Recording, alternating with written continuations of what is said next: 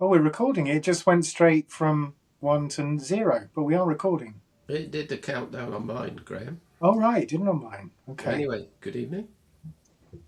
Good evening. Yeah. Nice to see you. Yeah. Gesundheit. How are you doing? Fine. Very well. I'm also, yeah, well, the contract came through. I'm also now being sponsored by Adidas Sportswear. I was a bit Oh, annoyed very good. because apparently Ronaldo's getting paid more than me, but I decided to do it anyway. So yeah, I'm feeling fine, and I'm now dollared up. Good. Join the gang, hey? The Merry Club. Yeah. I feel like we should be getting paid by someone. Yeah, how are you?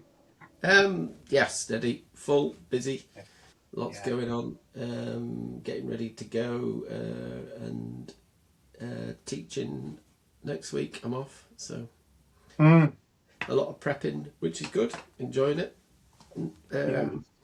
So, following our past two pods, where we've had this sort of slightly loose format of not so much interview, but more somebody was chairing a discussion, we thought we'd continue. And the honour falls on me to chair a discussion Yes. with you, Graham, um, around the word age.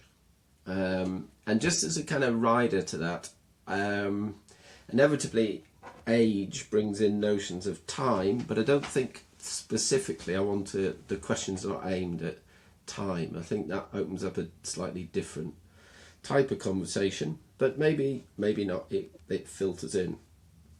So I want to start with a really simple thing. The reason for not saying time was I was kind of thinking, what was your relationship with time? But that is the wrong question, so I'm not going to ask you that, Graham. Okay. I'm going to start with something that inevitably follows back into some of the threads we've had on the pods before. I know you're very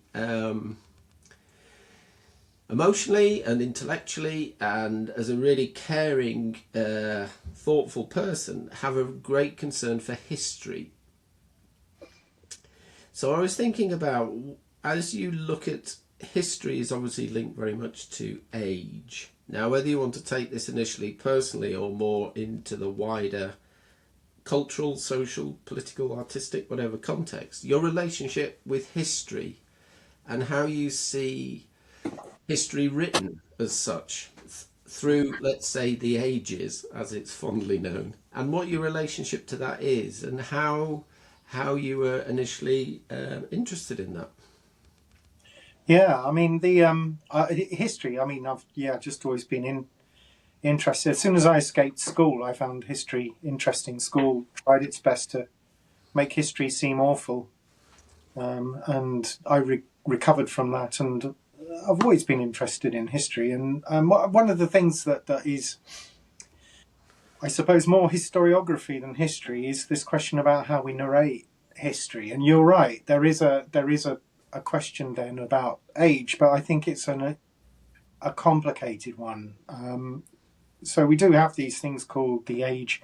For example, the age of enlightenment would probably be your best example of that. So immediately people tend to think of history in terms of lifetimes or um, perhaps better life transitions, the course of life, I mean. And I guess historiographically speaking, in other words, concerning oneself with the question of how we write history rather than how we do the research in detail.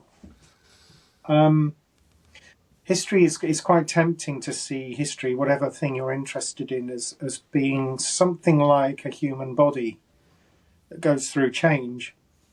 So if we take the Enlightenment is quite clearly as a way of understanding history based on the idea of reaching adulthood. Um, Indeed, a lot of Enlightenment historians would talk about certain places and certain cultures as being infant cultures and places to kind of create this idea of the end point of history being a kind of rational male adult. rational male European adult. That was the Enlightenment embodiment of age. And a lot of conservatives would consider now that history is kind of entering into a period of decrepitude or senility. You know, the idea that everything that was stable and then proper and orderly has gone and fallen into a endless mess of postmodern senility where everyone just shouts a word that comes into their head as loud as possible. You can see that kind of idiom in a lot of conservative historiography. And my favourite historiography, which is Marxism, is perhaps the most, I suppose, original way of understanding history as the aging of the body, which is the birth. Right? Most socialist historiographies think we're just warming up. You know, everything that's happening now is a long gestation towards the full flourishing of all people. So the idea almost of birthing the end of history, or birthing the moment when people take control of their own lives, is a very socialist way of understanding history. It's almost like a permanent waiting room to be a socialist historian. Whilst capitalism keeps floundering about, we look for the moment when this far superior way of life can be issued into the world. So yeah, I think in short, I think the connection between history and age is often that people find the idea of the way the body changes and grows, and adulthood and age changes us. It allows us to give character to the way we understand one age from another. I agree with that. I think to use it as a sort of a verb, to age. There are stages, which is birth, infancy, adolescence, into adulthood, into then older age. Kind of has a kind of predictable synergy, doesn't it, with the narrative that we develop. So when you were saying before about a very conservative view, what's your view then about that? Do you see age as a kind of linear process, or is it distinctly different from a sort of, to use that, well, for the sake of it, that metaphor of from infancy, teenage, adulthood into aging? Do you see that as a sort of useful, or do you think that as a useful kind of Yeah, no, not really. I mean, I think they're nice. I mean, history is very often best read as a kind of story, and most popular historians will try and produce a characterization of history, or there's the great man version of history, which is kind of like, what did George V do? And why was what a strong woman Queen Elizabeth I was, or whatever.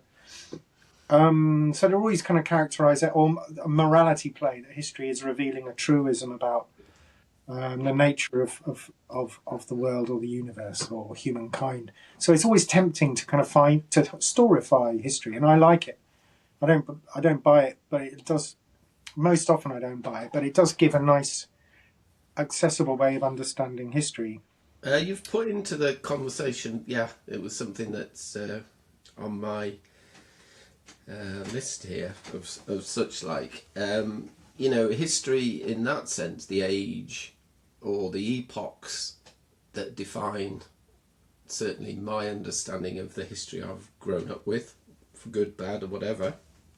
And it's very much the great man in history.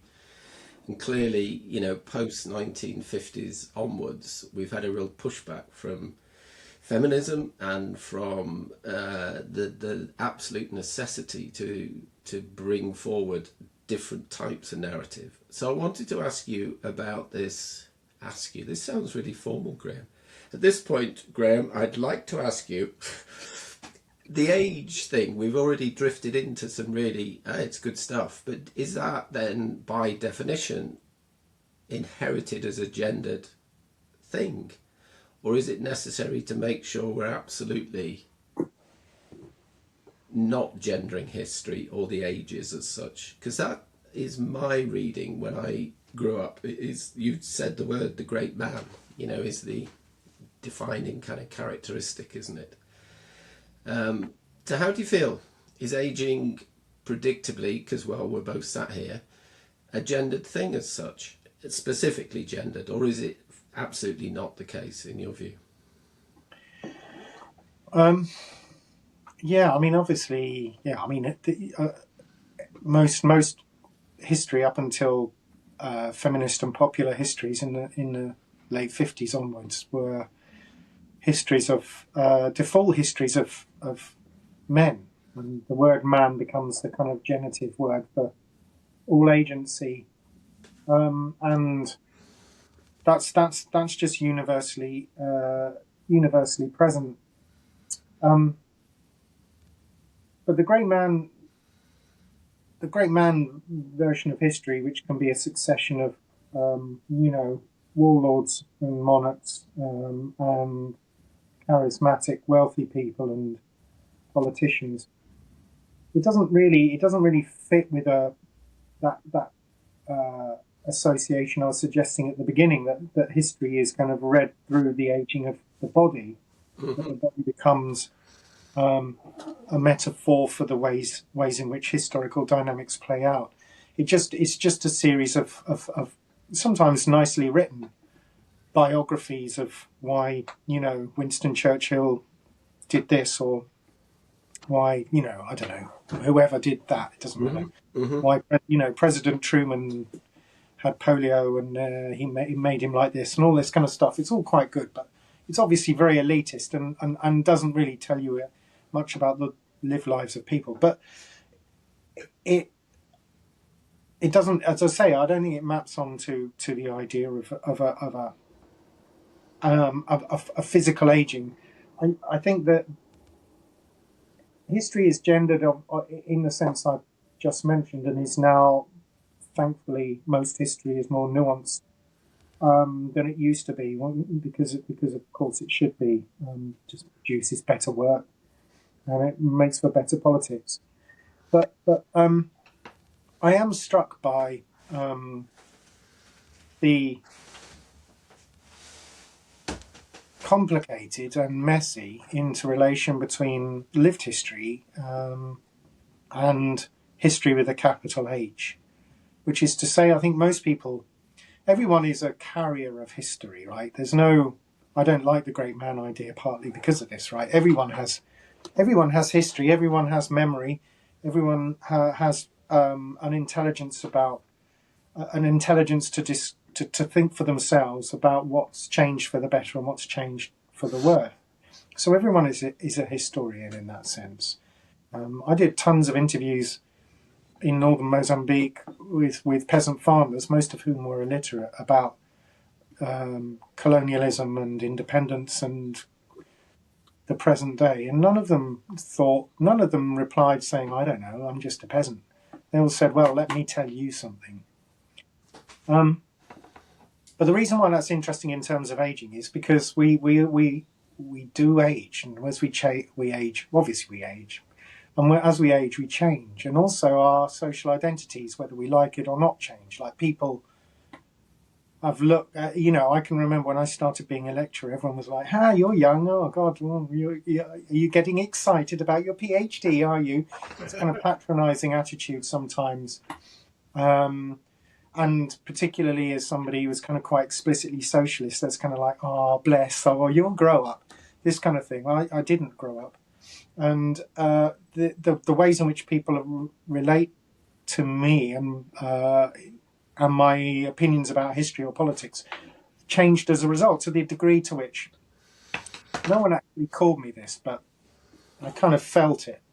But people, when I was in the dog days of my university career, would consider me to be something of a dinosaur, right? I can remember a time when I was in a department meeting, we were having some stupid discussion, and somebody said, "Oh, I bet, Graham, you've heard these things a few times before." And I realised that I was being kind of socially constructed as this kind of fusty, dusty laden, leather-backed book, And I thought I didn't really, I was really surprised and confused and bewildered about that. And I've never felt intellectually jaded.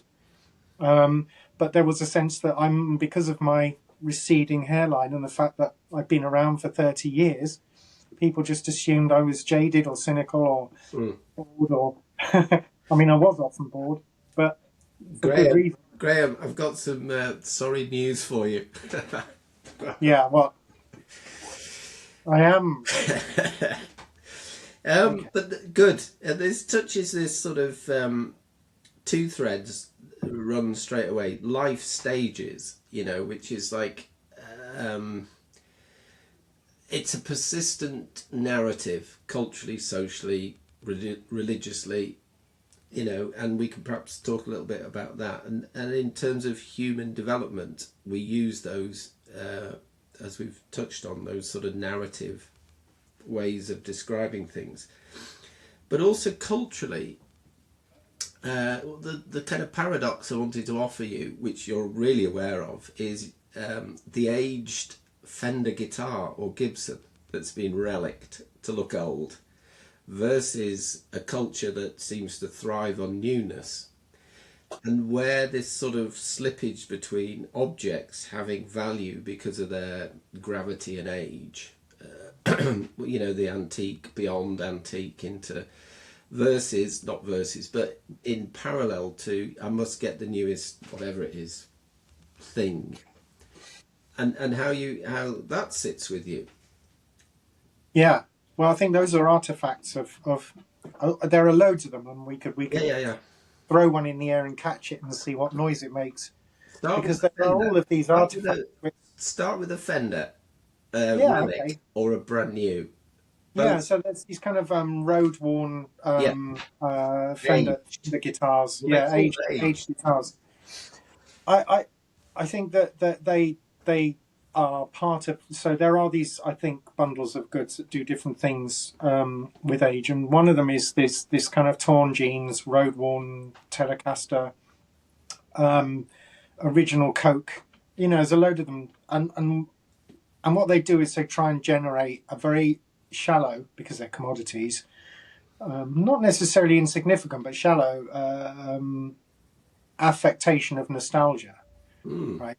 And I think there is a good case to be made. I don't like making it, and I'm not sure that I want to fully wave a flag with these words on it. But there is a sense in which the stability of people's cultural values has kind of fallen away. And there's just an endless shallow changeability to popular cultures, at least as presented in the commodity and in some forms of the cultural arts as well. So there's a kind of, it is, if you like, postmodern. There's a kind of flattening out and loss of meaning in a lot of aspects of the culture of commodities. So having something that isn't vintage but is called vintage is just seen as being, oh man, it's the 50s, and then it's just nothing. It means nothing. It's just a moment. There was a brief moment where people were returning to those small Nokia phones rather than iPhones, and people going, yeah, I remember these, and it just is part of this churn, which in a way it lacks any historical optic. It's in a permanent present.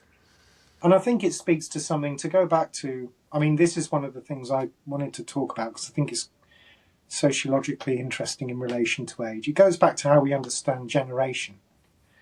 And if I think about generations or equivalents in, other disciplines, it's a very Western thing. I think generations, they kind of emerge in the 50s in America and Europe. But the idea of generations, they're sociological constructions, and they tend to resemble packages of things that constitute a social identity, clothes, music, language, and all the stuff. And there used to be a kind of thing called the youth, and that was the first generation, and everyone got confused and anxious about it. All the the middle-aged people. And there hadn't been a kind of youth before the 1950s, really. They're just young people and young adults. And they wore the same kind of things, and they didn't really have a subculture, as the early sociological literature called it. But what the fuck's going on with generations now? I don't know all the names, but there's been this massive compressing of generations. So there's this kind of millennials, Zoomers. What's the other one? Generation Z or Z, if you like, on all of these things, and they're kind of these compressed, decade-long little things, and they have no difference, almost no difference to each other, except maybe one group of people say hench and another group of people say peng.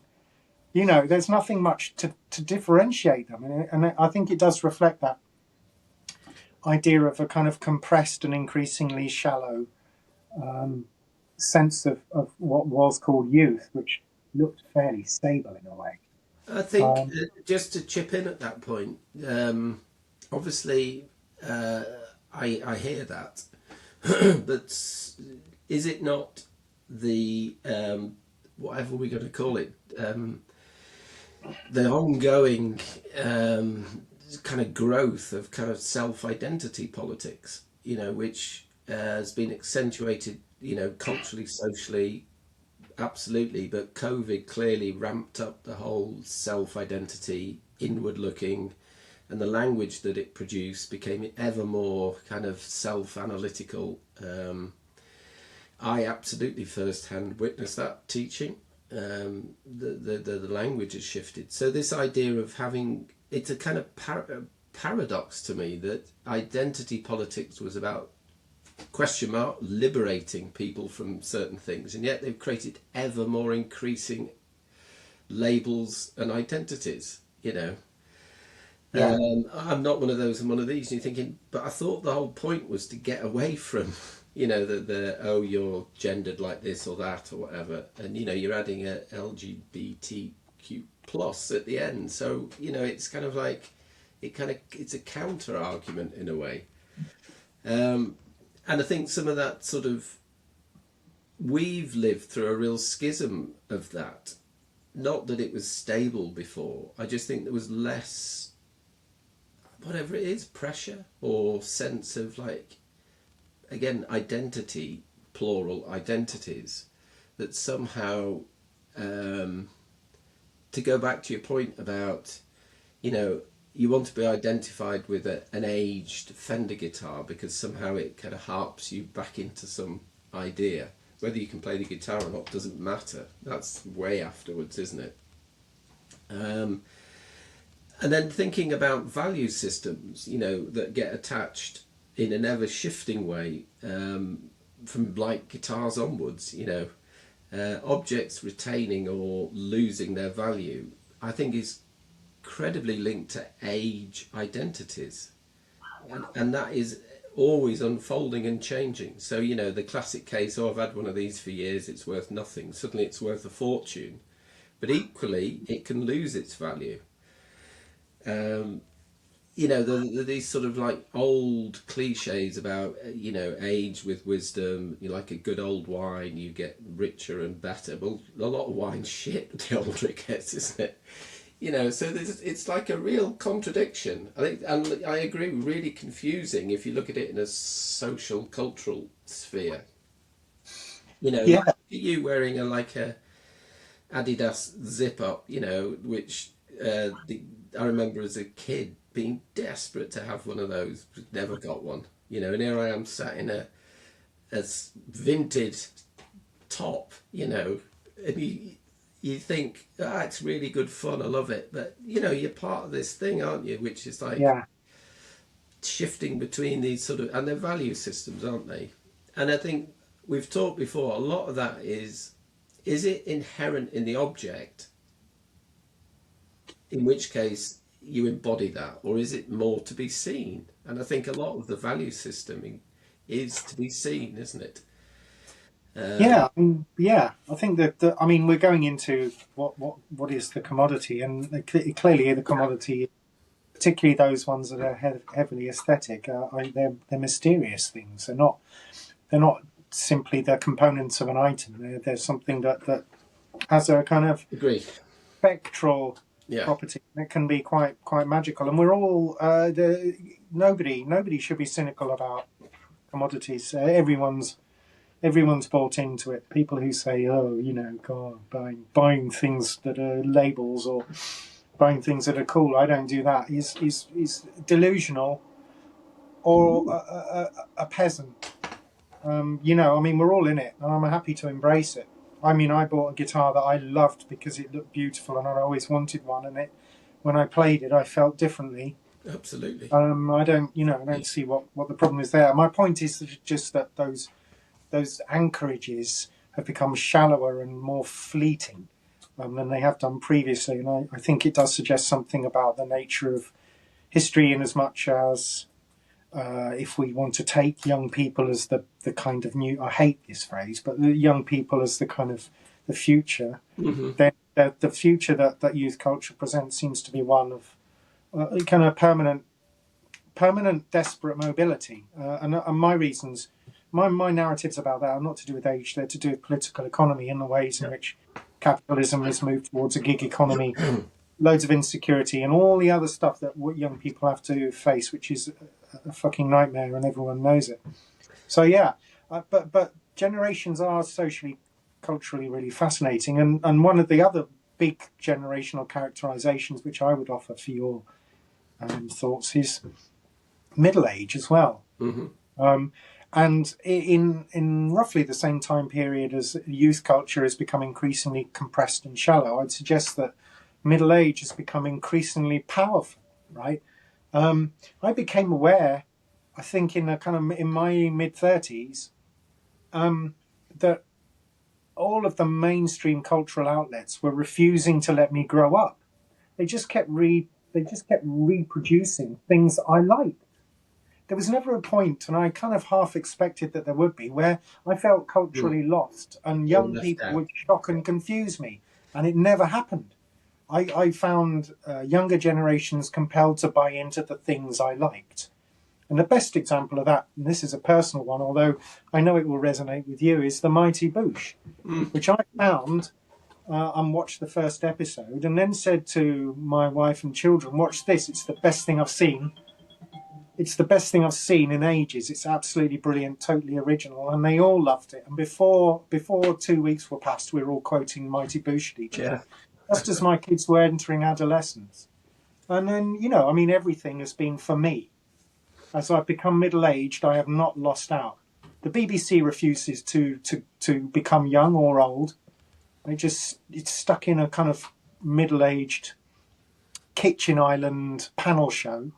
And that's an interest. That's, I think, also really fascinating if we understand history in terms of generational change. This middle age will not grow old. It won't give up. It won't put its slippers on. It's going to festivals still. It's enjoying the shows on television that it likes. So that's my It's a good observation. one. Good thing, because I was again looking at some of the, just as reference points, really. That the notion of time alive is what age is, isn't it? If you take it on a personal human level, it's your time alive. And part of me was thinking, do you think there's a more, what we were just touching on about, like, there's more anxiety around time alive? Given that both my parents are not with us anymore. Chloe, my wife's mum, is still with us. At 84, she's not an old person in the sense that, when I was a kid, old people, you get past 55, 60, they're old, and, they've gone into, like you say, this kind of slipper mode, and they've retired and they go into this. And that was like just what I grew up with. I know culturally in other cultures it's different or whatever, but it's what you brought up really about this At what point does middle age start? And you can kind of argue a lot of teenagers are acting like middle-aged folk. I do agree with you. Listening to Six Music, where they're playing music that we grew up on, and drinking a pint, and those kind of things that you become really aware of, and fashion, all those things. But do you not think, in relation to this, a sort of identity shifting schism, that it's on one level beautiful, it has to keep moving, there is an underlying anxiety, and I think that's a link to what you've touched on about social mobility and economics, but also we are in a kind of fucking complicated moment at the moment in the bigger picture, with forces at work, which I was going to bring it up, is predominantly driven by very distinctly pensioner-aged men of a certain generation who clearly have a worldview that is so out of sync. Well, for me, I can only talk about myself, but I know a lot of people feel the same. And there's something about the hierarchical aging, where you arrive in those positions, and think of all the key global leaders at the moment. They're not sprightly young middle-aged kids, are they? There's a certain octogenarian, sociopathic aged male who's creating a lot of, well, it's directly affecting all of us, isn't it? So I think some of that great man thing, to go back to that, was this idea, you age and you gain all this knowledge and wisdom to arrive at these points of authority. The cliches again. I grew up with the old barrister who's got all the knowledge and experience. The police chief, the politician, who were generally what appeared to me as elderly, generally male people. And do you think there's a enough in this schism, to call it that perhaps might shift that paradigm? Well, yeah, I mean, I don't think it's true that politics is dominated by the old. And I think most chambers, deliberative chambers, actually have an average age that's. Sorry, I was just thinking about the it's like Trump. the cliche. You're talking about Trump and Joe Biden and Yeah, that kind. yeah, Yeah. Well, yeah, except that I mean, Trump and Joe Biden were both are both cognitively unable to rule, and most people explain their behaviour by yeah. talking about the influences that they're both subject to. But outside of that, I mean, Justin Trudeau, Macron, Rishi Sunak. I mean, most leaders are actually quite young.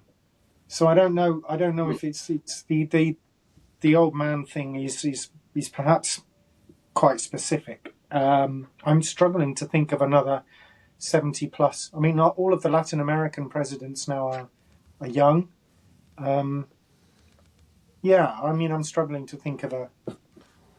I mean, they're all pretty young. I'm just trying to. Fair enough. Yeah, yeah. It was just again more to do with this idea of age. There was a couple of things. I think it's true though. Yeah, fine. I don't buy into the cult of the youth that young people have something special to say, and I think largely that the older you are, I mean, it's no measure of anything, age in that sense. That's what I was tickling at earlier on. That you can't read off the quality of someone's character from their years accrued. You can say older people tend to be a little more set in their ways, and I think that's pretty obvious. And I can't see what. I mean, it's just a truism, isn't it? I mean, you get the odd, largely annoying, silver-haired person who embraces fell running at the age of 80 and tells you all about it. But I think most people don't do that. They slipper up, as you were saying. But you may not be especially wise, but you do accrue a lot of experience. And to broaden out, I've never learned or researched any culture in any other part of the world, and I would include Western cultures up until the 1960s in fact, where there isn't some kind of respect or veneration for those people who have lived a life, and to give them some kind of, even if it's a very small thing like a gesture of manners, some kind of recognition for having lived a life and having had children or worked or experienced things. It's really peculiar, the world we live in now, where elderly people die alone in their council flats. Okay, it's one of those things that I can barely even believe happens, or that all elderly people are shouted at and insulted by young people, which I think is a moral panic and is overdone by the press. But there is a peculiar in some Western societies, and it's not universal. I'm not moral panic by nature, but it is a strange world we live in where being old, whatever that might mean, isn't really seen as worth a fig, and in fact can be. You know, the social media thing of being called a dinosaur, for example. That's something that happens from the 60s onwards and doesn't really happen. I can't think of I mean, I've looked at a lot of other places in the world and I've looked at a lot of history. It certainly wasn't the case in Victorian Britain. You know, it was respect your elders. And it seems like a really conservative thing to say, respect your elders. And largely it was because schoolmasters were still beating their children. But there's also something else. And I mean, an example, right? Tanzania's first president, you were talking about old and young presidents, was Julius Nyerere. He ruled, well, how many years? I don't know, about 30 years. I can't remember. My history, if you give me dates with history, I'm terrible. But he was called Baba wa Taifa, which means father of the nation. And he was also called Mzee, which means old man. And the word old man is really respectful in Swahili cultures. If you get called that, it's like, I'll serve you your food first, or I'll move out of the way on the pavement, or I'll listen to what you've got to say. Successively, Tanzanian presidents have been increasing, well, I don't know about increasingly young, but young men, right? And that I think kind of represents something that's kind of quite general and quite global, which is that the idea of being presented as a wise old man, or a wise old woman. I can't think. Thatcher's probably the closest thing to a wise old woman. Every rad femme's bête noire is Margaret Thatcher, the one who broke through the Conservative Party's hugely sexist cabinet, with Ted Heath tapping the table as she spoke, to become Prime Minister. Remarkable achievement for a woman. You know, where am I going with this? Yeah, she's about the nearest thing to an old woman. I'm trying to think how old she was when she stopped. Yeah, so yeah, it's like that. Again, my experience was like, if you call somebody like an old woman or an old man, it was a really derogatory thing. Don't act like an old man, you know. But that is really gendered. I think calling someone an old woman is quite different from being called an old man. This was that's kind of like my last thing on my list. Yeah. And you know, with Chloe, wonderful wife, I've been really conscious of the differences of aging, how she thinks about it compared to me, and there's a sort of a notion that, oh, it's all right for you, sort of when she talks to me, not for any other reason. I think socially it is different, and we've had a lot of good conversations about it. You know, what it means to be a woman. I can't speak for Chloe and I don't want to, but I am aware of differences there, clearly, which brought me to the not directly but indirectly to this idea of, as somebody who's been engaged in writing for a long time. Huge amount of creative energy goes into that, as well as all the other things, emotionally, intellectually, all that stuff. How do you think for yourself, but have you any notion of how your work's aging? Yeah, I mean, you don't really see it in the academic work very much. I mean, I suppose a big. In date, still relevant? Oh well, no, not really, because everything I've written about, I've never written. I wrote a little bit of history, there, here and there, but largely contemporary politics. So it's all So is that aged dated. gracefully, or is it just It's aged aged pretty, overnight? I think it's aged pretty well. I don't think I've written anything that's created a kind of um, an embarrassment for me. Right? I don't think I've had any massive.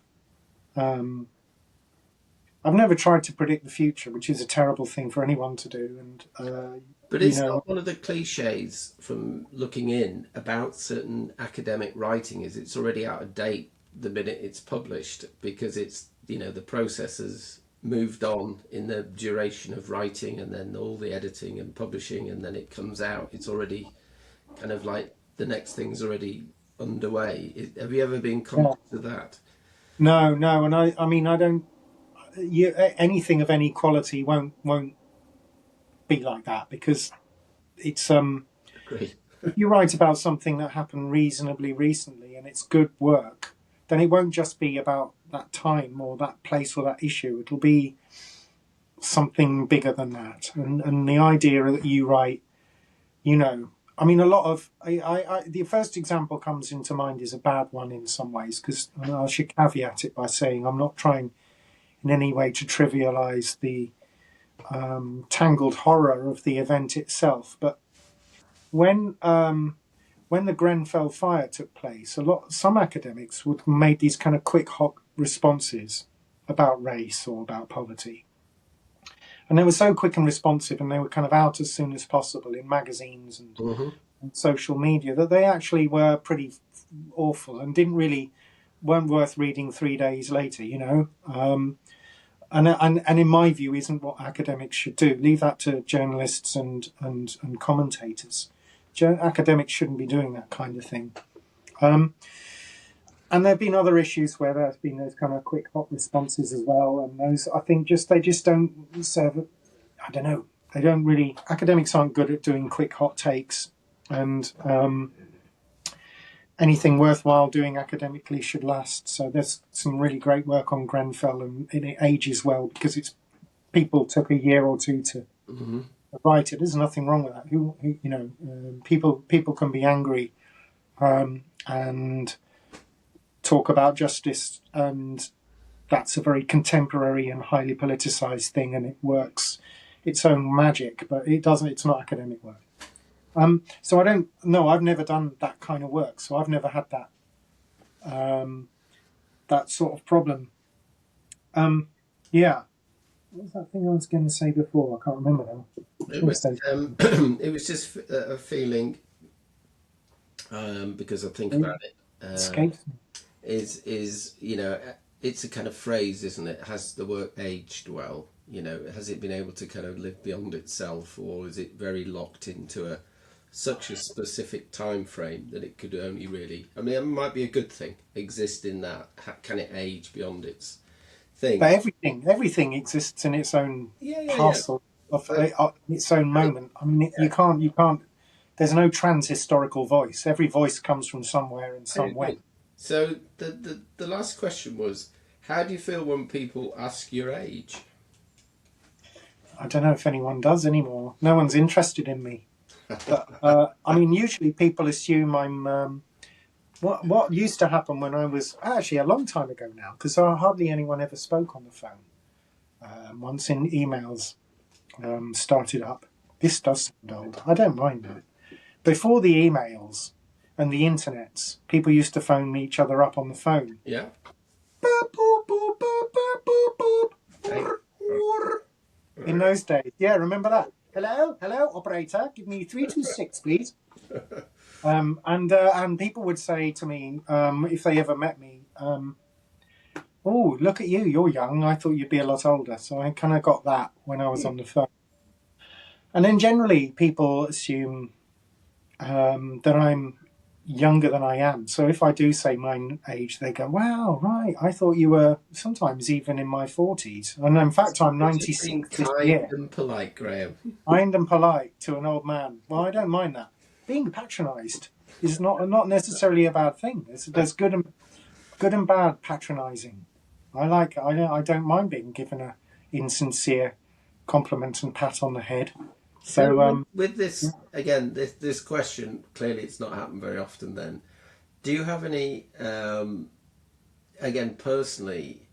This is the personal bit sense of how you think about aging yourself. Do you have you've witnessed obviously your parents and people older than you. Do you have any issues, concerns about that in a short answer? Because we are at our premium time at the moment. yeah. Well, no, I can give you two words. I think managed decline. Managed decline. Yeah, That sounds. Yeah, that's really good. How was Graham? Yeah, he's managing his decline. So that precise. yes, you've reached some point, and now it's a decline, Yeah, ascent and decline. So yeah. there was some sense then of the arc of the lived life of aging. Yeah, I mean, it may well be a more complicated line. It is managed decline, but it's also, I mean, that's a genetic question. Your Yeah. gene, your DNA stops bothering coding your proteins very well, and you start to sag. Your brain stops. Most of your brain cells, they're the oldest cells in your body. Your brain cells, but lots of other parts of your body kind of start giving up a bit. It's understandable. But I wouldn't want to. I don't know. I think I'm. I don't. I honestly don't feel like I'm going down the spout, and I think it's.